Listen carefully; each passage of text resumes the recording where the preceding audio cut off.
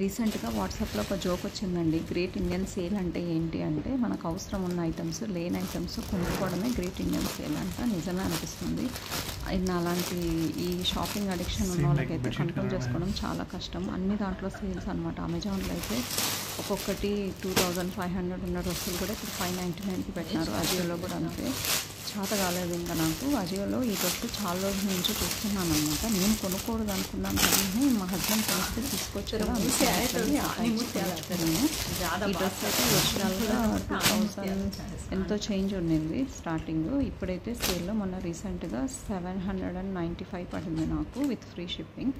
ఇదైతే opening video. మా ఆయన అస్సలు ఎక్కువ మాట్లాడరు, బట్ మాట్లాడితే మాత్రం అసలు మామూలుగా ఉండదు. ఓపెనింగ్ వీడియో రికార్డ్ చేస్తున్నారు. ఓపెన్ చేయగానే నీ డ్రెస్ బెడ్షీట్ కలర్లో సేమ్ ఉందన్నారు. నిజమే అనిపించింది.